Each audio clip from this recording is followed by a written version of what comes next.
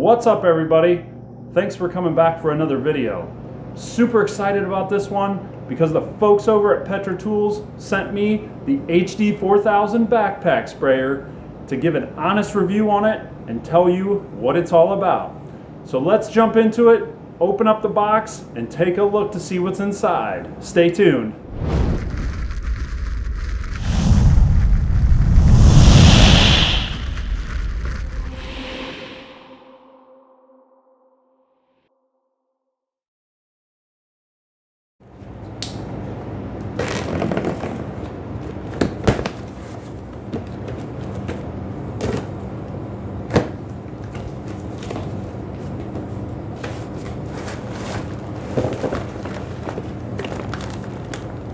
Looks like we have all the accessories here.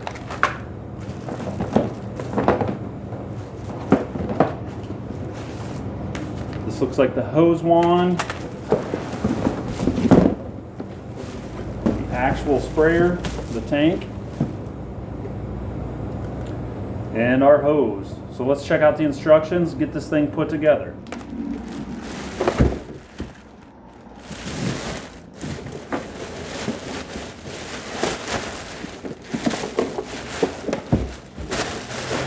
So we got it up here on the workbench. My initial impression in taking this thing out of the box is it's much beefier than the old Cobalt sprayer I was using. You can tell that the plastic is much more durable.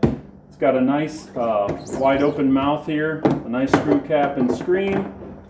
They even gave you the little book down inside of it I'll have to fish out. But that's my first initial impression. Much more durable than what I was using. And in the bag here, what comes with it, they got the wand assembly, some spray valves, the charger,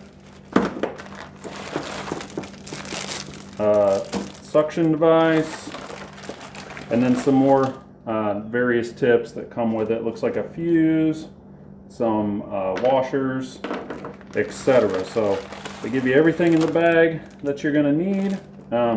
I will say one of the reasons that I upgraded that I was interested in this is because it's T-Jet accessible. So they say you can put your T-Jet nozzles into these. I use only T-Jets. I like those, so we'll see how that works out. In getting the wand assembly out, one thing I like about this too, it's rigid, so it's not gonna break under pressure. You can tell that it's durable. Much better than the Cobalt sprayer I was using as well. So let's start put this thing together. It looks like the instruction manual wants us to put together the wand first, so let's get at it.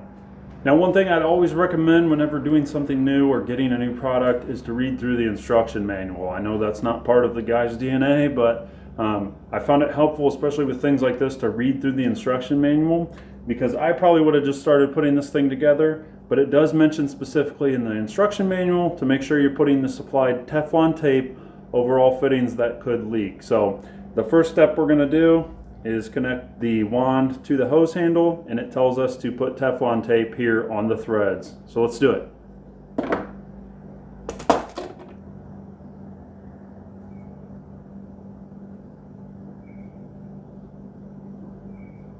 So once we got our tape installed, we're going to connect our hose wand to our hose handle, like so.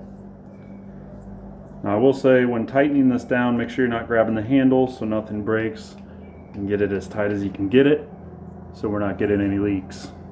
Just like so. Now, one little thing I did find confusing in the manual is, I don't know if you can see it here, but it mentions a orange adapter piece. I didn't get that piece.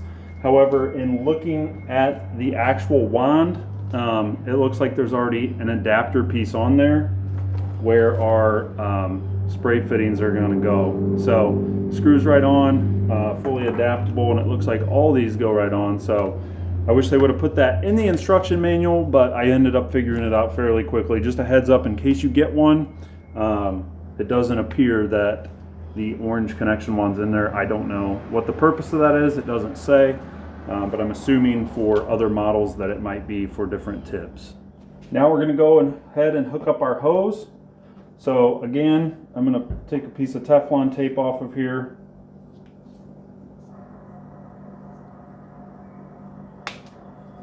like so, and we're going to wrap our fittings. So do it right the first time, and then we're gonna install our hose. So it says in the instructions we have two different ends here. This end is going to go on your actual tank, and then this end is going to go on our actual wand. So make sure that your O-rings are on there, the green O-rings, before you get started. Like I said, put the tape on, and we're going to install this first. And I like that they give you the little wing nut on there, so you can really tighten it down and make sure that you're not going to have any leaks there out of your tank. I will say one thing to pay attention to that I noticed, I ended up taking the hose off, is making sure this nut is tight here. So mine was a little loose, so this thing was kind of moving around. So I just took a little crescent wrench here, snugged it up, and then I'll reinstall the hose onto here with the wing nut. But keep an eye on that and make sure you're not going to be leaking. And there we go, it's nice and snug now. So make sure that that nut is tight. So then we're going to go ahead, wrap our tape around this fitting, and connect our wand to the hose.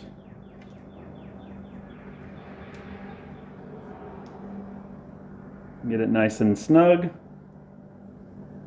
And there we go, we got our wand put together, hose connected, and now it looks like we're ready to prime the sprayer and get it charged.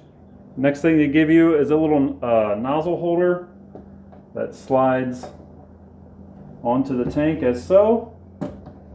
That holds your nozzle in place, and it also looks like you could do it, depending on how you do it here, to kind of hold your hose up like so for nice storage, so your hose not getting tangled around and this isn't getting stepped on. So that's a nice feature that I like.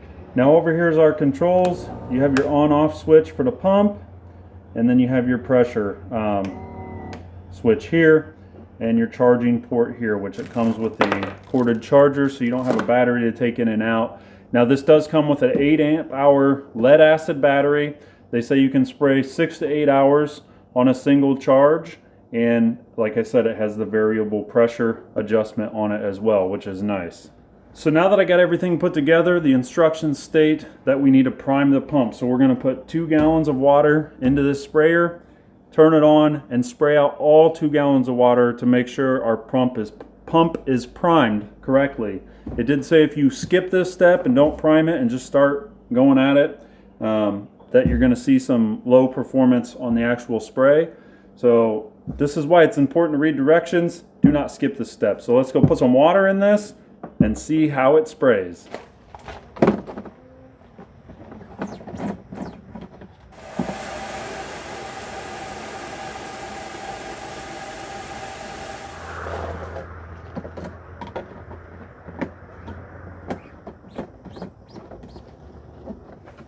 So I got it filled up, and now I'm going to adjust the straps and get it to my liking where it fits comfortably on my back. And the first time can be a little bit of a challenge, but you just want to make sure that it's sitting comfortably. Tighten these up. I will say these are very nice straps, very comfortable sitting on my back as so. And let's get this thing primed.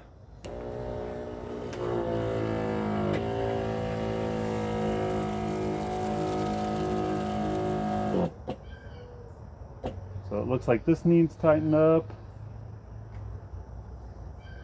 So yeah, we're just going to prime out the 2 gallons. It's got a very nice high pressure spray on it. Kind of impressed with how well this goes. This might be good to spray plants, trees with, without making this go. Now don't do this. This is just water. Make sure you're wearing PPE, but I'm not going to be wearing PPE in this video because I'm just spraying water. So overall, this is fantastic. Let's see how this thing drains out.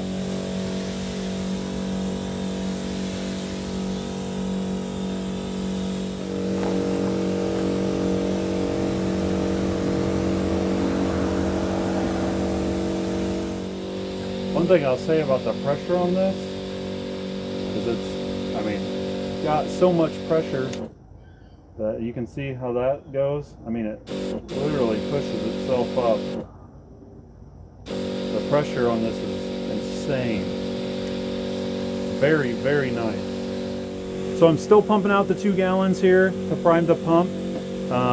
Looks like, can't really see, but it looks like maybe we're a gallon through here. So we'll get this wrapped up and we'll come back and go over some more features on the sprayer.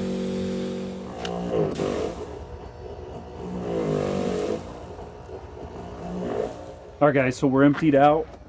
Made it through the 2 gallons. Let's see how well it emptied.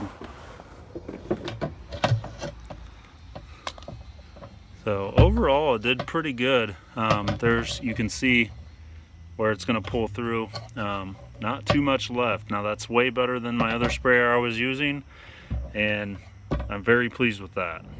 Now I will say one thing I didn't try out, but it tells you here, is this is a variable pressure sprayer. So it tells you here if you want to turn on max PSI, which I did, which it said in the instructions, just flip the switch. However, if you want to lower the PSI down from the max PSI, I believe this is a 70 PSI at max output, you can turn it on with the actual dial here and adjust your pressure. So that's a very nice feature depending on what you're spraying. It's nice they include the extra fuse here if you want to do that. And now I'm going to charge it up and can't wait to start spraying with this. So just a little wrap up here and some of my first impressions. What I like about this sprayer the best, number one, I like that it comes with the cap that's wide mouth, easy to take off. It's also attached so you don't lose it. Another nice little handy feature they have here is they include a measuring cup right in the sprayer. If you want to use that, it looks like it is in milliliters, so that's not going to help me much. I go by ounces. I don't use metric, but it's there if you want to use it. Nice that they put a little stowaway in there for you to use it. Very durable plastic. I like that. I like the storage on this for the handle and the hose. Love the variable pressure system. Don't know how much I'll use that, but it's a nice feature to have, and I love that the battery's built in so I don't have to take batteries out like I did with my Cobalt sprayer and mess around with charging them. I just plug this thing in to the wall, charge it up. It also has a nice little battery meter here, so you can see how much power you got in your sprayer. It does say it will take 6 to 8 hours to charge, but it can go for, I believe it said 200 gallons or up to 6 to 8 hours on a single charge. So that's more than enough for my little residential lawn.